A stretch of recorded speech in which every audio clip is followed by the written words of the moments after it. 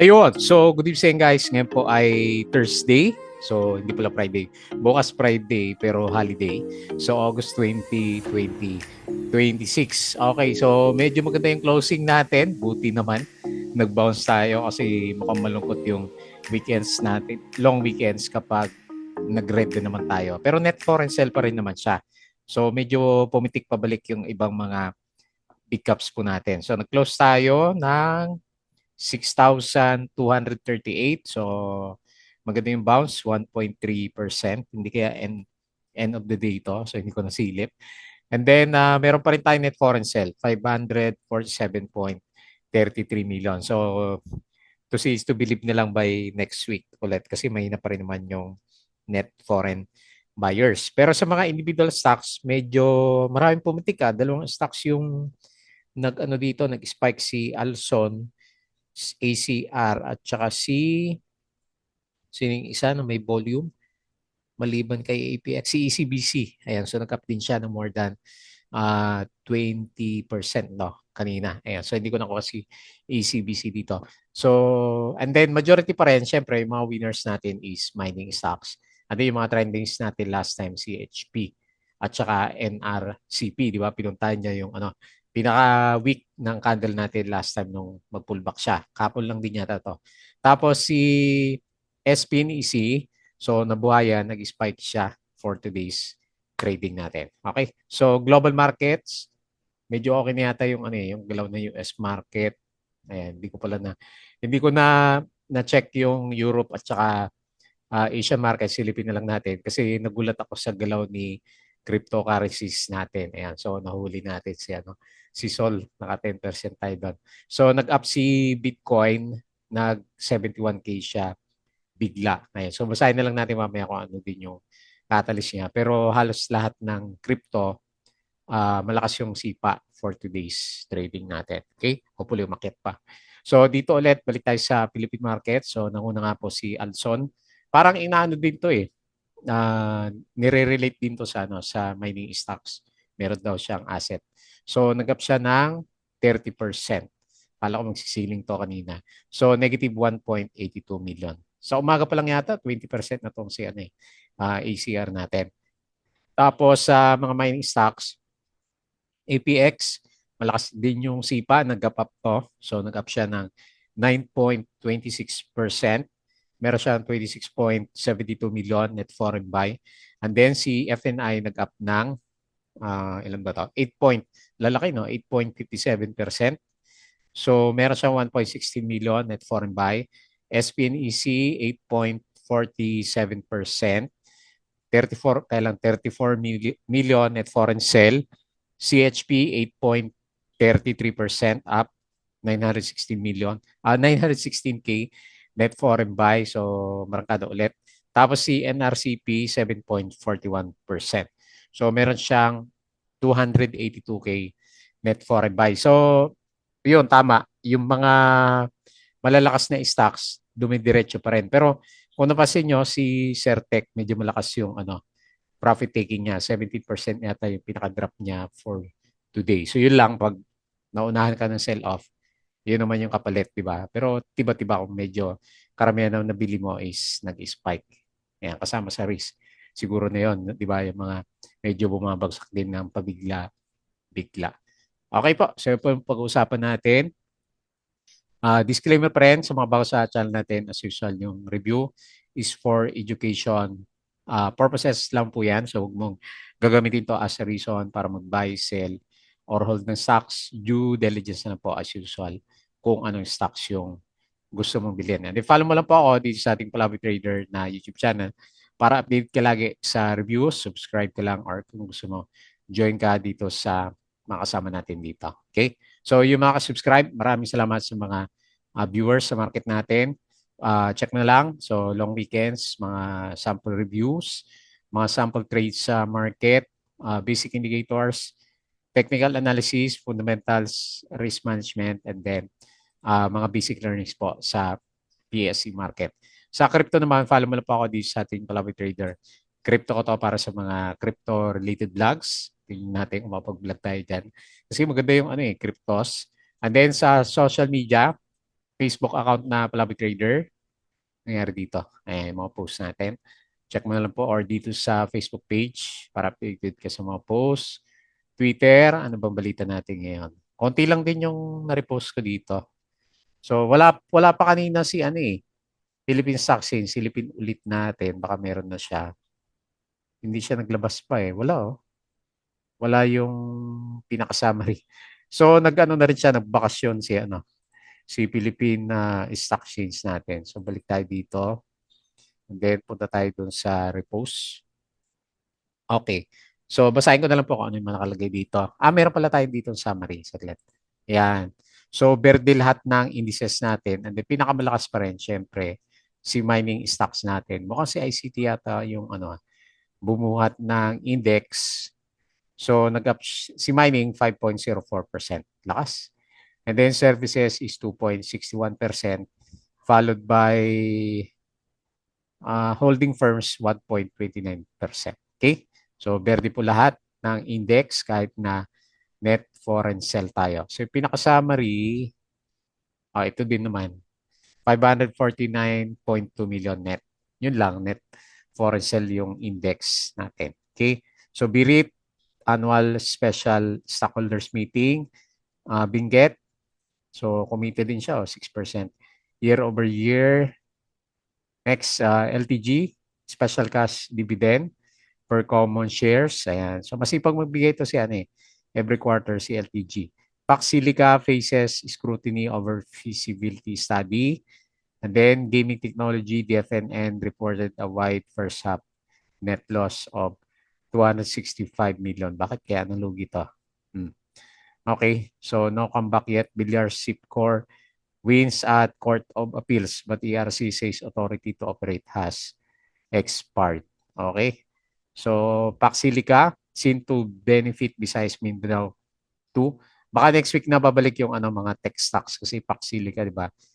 Silicon, ayan, di ba? Pax Silica. So, CLI showcase balance sheet strength in first half. Ayan, so mga silver yata. Pero yung ano, okay, siguro tumaas yung presyo ng silver. Si gold, yung nakita ko kanina, pumitik pala siya ng 3% kahapon. So, most likely yun yung catalyst ng ano, mga mining stocks pala natin. SPNEC, lumabas na yung earnings. So, loss siya, minus 26%. Pero pinitik, di ba? Nag-bounce. ABS-CBN confident in its path to financial recovery. So, Trump to reopen talks at some point. Israel pounds Gaza. Grabe pa rin to, no? And then UAE holds trade with Iran after accusing Tehran of firing ballistic missiles. O, marami na lumalaban kay, ano, kay Iran. Share buyback, URC, SM, Mrs. G, LTG, ayan. Actually, maganda yung earnings niya. So, up siya ng yung 3 months 0%, pero year 8.59%. Okay? So, itong summary na to, kahapon pa yan, August 19. Wala na ba? Okay, wala na. Kahapon pa pala yung ano, ibang post natin dyan. Okay, so ilan po yung mga post natin. Wala naman masyadong negative news. Si ano lang, di ba? Si Sarah. Yeah, kinancel na daw yung biyahe sa Japan kasi sinisita. Okay, and then patalastas po ulit yung ating Patreon channel, yung gusto ko ng guide sa trading sa Philippine markets. Salin po kayo dito sa group po natin. Okay? So, check mo na lang yan. And then, punta tayo dito sa index. Okay? So, okay. Ewan ko lang next week ha. So, bearish pa rin ako kahit na binigyan tayo ng green for today kasi net foreign sell. Anyway, yan.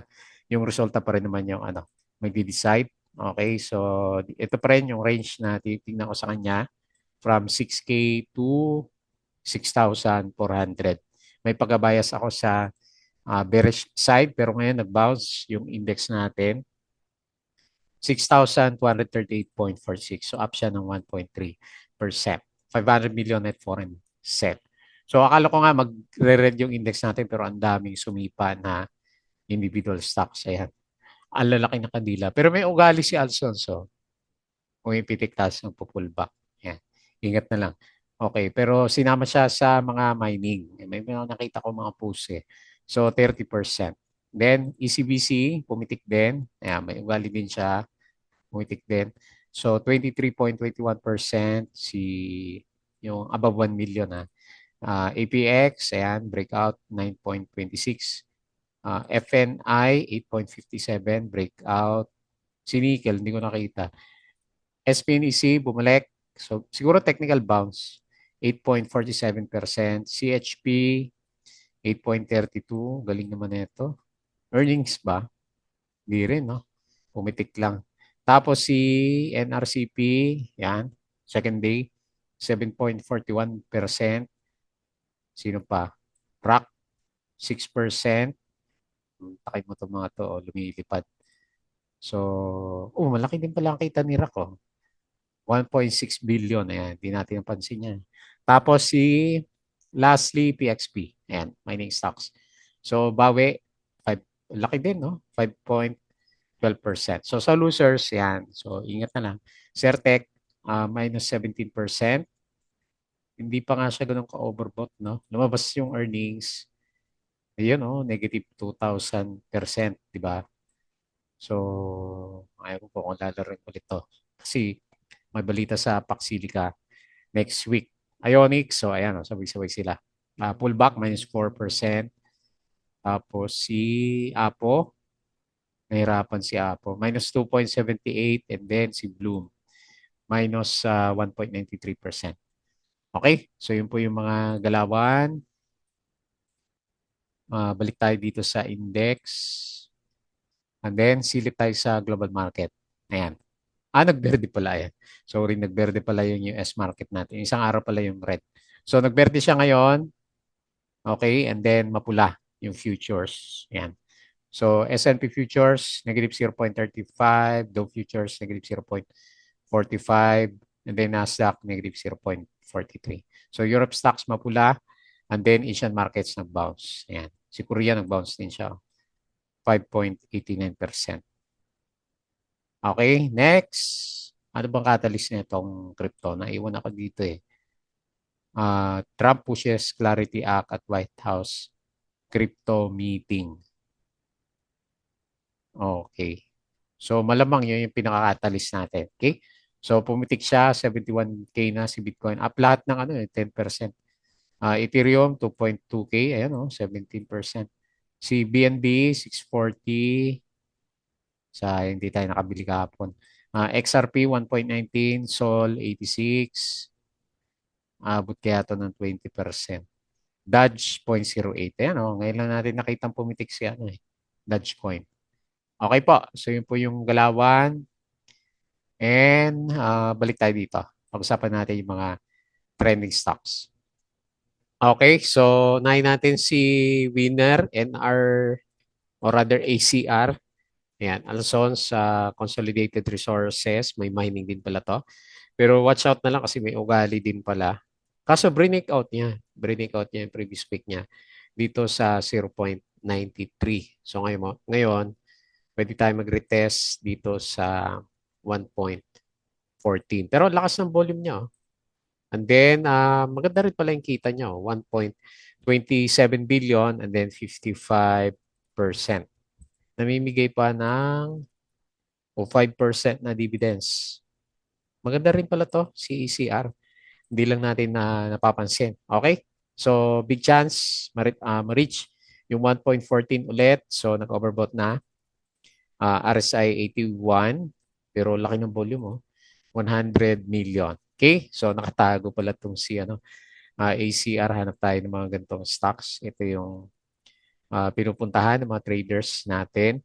So, nag-close siya ng 1.04 up ng, ayan, sinakto. 30% and then 1.82 million net foreign sell. Okay? Yung gold, so ito yung sinasabi ko kanina, kaya malakas na naman yung mining natin ito. So kahapon may spike siya na more than 3%. Pullback siya ngayon pero mataas pa rin siya. So natuloy yung breakout ni gold. Okay? So breakout din yung ating CAPX. So support level na. So hopefully magre-retest din siya dito sa previous range. Yan, marami pa siyang dadaanan ng gap. Pero parang yan yung gusto niyang puntahan kasi malakas yung sipa. Tapos okay din yung earnings nito, 2.57 billion. Okay? So hopefully, dumiretso. Next week si APX. Nag-close siya 15.58, up ng 9.26%. And then 26.72 million net foreign buy. Okay? Next, FNI. So gumalaw din. So finally, nag-breakout and nagre-retest sa resistance na ulit. Support MA 100. So may chance sa mga yan. Ito na, pangatlong try na niya. So yung mga galaw niya, malalakas din kasi yung drop. Pag nag-drop siya, mga 20%. Okay? So mga 20% na yung binalik niya. Maganda yung RSI. So hindi pa overbought masyado. 69. And then okay din yung MACD. Earnings, okay din siya. Ayan, maganda yung earnings sa mga minero po natin. Okay? So nag-close siya 2.28, up ng 8.57%. And then 1.16 million net foreign buy. Okay? Next, SPNEC. So finally, kala ko ayaw na to eh. Kasi ang lakas ng drop niya, di ba? Nag-try dati na bumalik pero bumagsak sa MA 100. So, yun. Meron tayong malapit na resistance sa 1.33. Ngayon na lang muna yung range natin, no? Or pwede rin naman kasi downtrend. Downtrend na may bounce. Clone natin to. O, di ba? Pwede, no? Best na pwede mangyari for the short-term retest ng MA 100. Pero yung pinaka-trend niya, downtrend kasi. Okay po. So, technical bounce. Ewan ko, wala akong nakitang balita. So, nag-close siya 1.28 million. 1.28. Up siya ng 8.47 and 34 million net foreign sell. Okay? And then last, isa pa pala. CHP, hindi pa last. May isa pa. Okay, breakout din. Solid yung galaw nitong CHP. So, pangalawang try dito sa breakout level. Ayan, medyo mas malinaw na yung trend niya ulit. Ito pa rin naman, di ba? Yung pinag-usapan natin. Last time, na-adjust lang ng konti. So, hindi pa siya naka-breakout pero malakas yung sipa. For today, so overbought pa rin. RSI 77. And bullish.